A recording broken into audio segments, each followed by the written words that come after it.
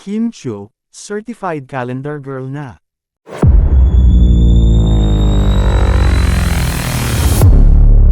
Nag-uumpisa ng magpahayag ng mga hula ang mga netizen tungkol sa kung sino ang magiging calendar girl para sa taong 2025 ng isang kilalang liquor brand. Ang mga hula ay umusbong matapos maglabas ang brand ng teaser noong ika-29 ng Oktubre, na naipost bilang isang Facebook reel. Ang caption sa teaser ay naglalaman ng salitang "radiant and captivating", na nagbigay inspirasyon sa mga taga-subaybay na mag-isip tungkol sa posibleng modelo. Sa comment section ng post, maraming netizen ang nagsimulang manghula at ang ilan sa kanila ay nagtuturo kay Kim Chiu, ang award-winning kapamilya star at host, bilang pangunahing kandidato. Isinangguni ng mga tao ang kanyang chin o baba bilang isang batayan para sa kanilang mga hula. Isa sa mga komento ay nagbanggit, "Ang baby ni Poppy Pao yan. Si Mami Kimi yan." Chin palang alam na yan ng mga ka-Kim Pao, na nagpapakita ng kanilang tiwala na siya nga ang pinahuhulaang modelo. May ilan namang bumati at nagsabi, "OMG Kimi, hala PG my calendar saan bibili?" na nagpapakita ng kanilang excitement sa posibilidad na makita si Kim sa isang calendar. Isa pang komento ang nagpasalamat, "Wow, nasa calendar ka na Kimi, a panibagong biyaya na ni Lord, congratulations Kimi, love you," na nagpapahayag ng suporta at paghanga ng mga netizen sa kanyang mga tagumpay. Ang mga ganitong hula at pagsuporta mula sa mga tagahanga ay hindi bago kay Kim Chiu.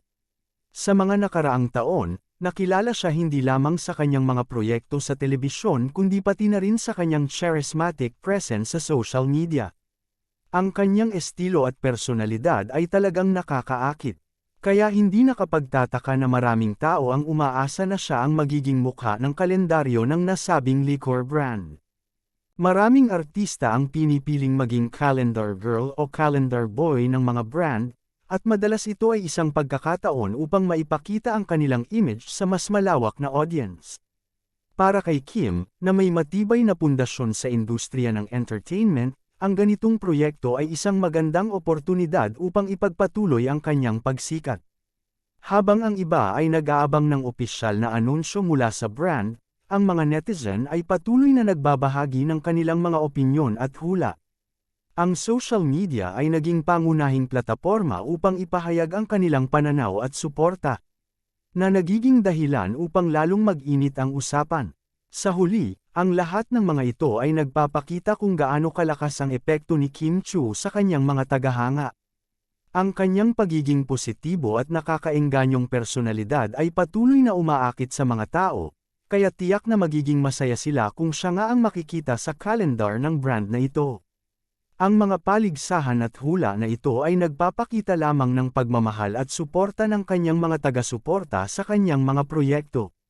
Mula sa mga hula hanggang sa pagbati, ang excitement ng mga netizen ay kapansin-pansin.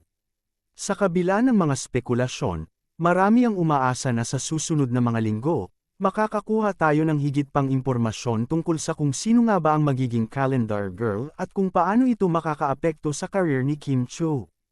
Ang mga netizen ay hindi lamang nagbabahagi ng kanilang opinyon, kundi nagiging bahagi rin ng kwento habang nag-aabang sa mga susunod na kaganapan.